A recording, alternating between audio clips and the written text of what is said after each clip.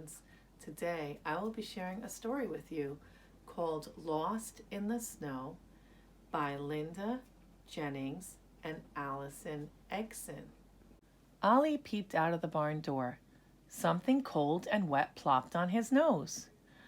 "What's all this white stuff, Mom?" He squeaked. "Can we eat it?" "It's snow, Ollie," his mom laughed.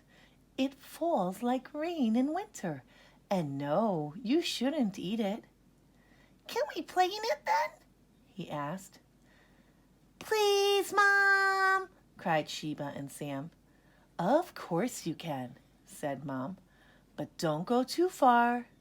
Sam and Sheba skidded and slid across the icy farmyard. "Wait for me," yelped Ollie, racing after them. When the puppies reached the field, they stopped and stared. There was snow everywhere.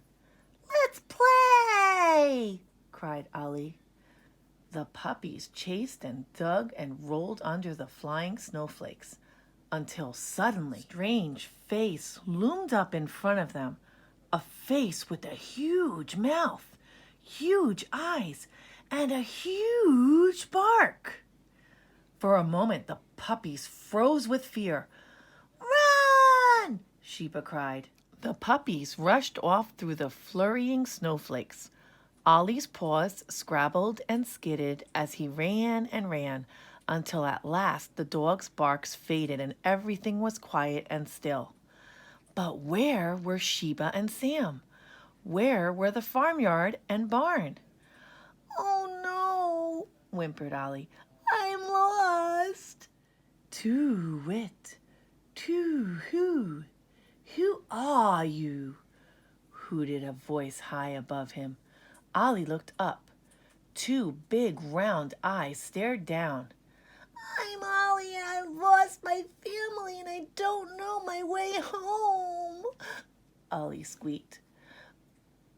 "Perhaps you should follow your footprints," suggested the owl. "They will lead you home again. But hurry, or they'll be covered in snow." "Thank you so much," said Ollie. "I'll do that." Tail wagging, he set off. But by the time he reached the middle of the field, the footprints were disappearing under fresh snow. Soon, Ollie couldn't see them at all. He trudged on as the snow grew deeper. "I must keep going," he panted.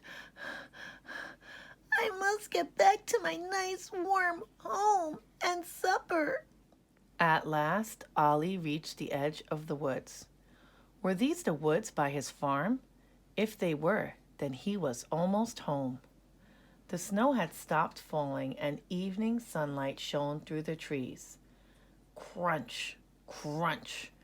Ollie crept through the icy leaves. But then, all at once, swoosh! Ollie slipped down an icy slope, tumbling over and over. Thump! From the shadow of the bushes, 3 fox cubs stared out at him. "Look what the snow's blown in," said one. "What a runt," said another. "This is our home," said the third. "Go away." "But I don't know which way to go," cried Ollie. Sadly, he walked away. He would have to find his own way home. Ollie reached the edge of the woods, but he still couldn't see the farm. He tried to cheer himself up. He'd have so much to tell Sam and Sheba when he got home. But the snow was falling again, thicker and faster. As he struggled on, Ollie began to think he would never see his family again. Cold, hungry, and very, very tired, Ollie crawled under a bush. A mouse scurried past his feet and disappeared into a small hole. "I wish I could find somewhere safe and warm to sleep too," Ollie sighed. But as he closed his eyes, he heard something. "Ollie! Ollie! Where are you?" Ollie peeked out from the bush. It was Mom! "Mom! Sam! Sheba, I'm over here! And across the frozen field, Ollie raced to meet them. "We've been looking for you for hours," cried Mom. "Where have you been?" "I've had an adventure," said Ollie, "but I'm so glad it's over now." "So am I," said Mom, gently licking his frozen ears. Home at last, Ollie curled up with his brother and sister in their cozy bed. The puppies wanted to know all about Ollie's big adventure.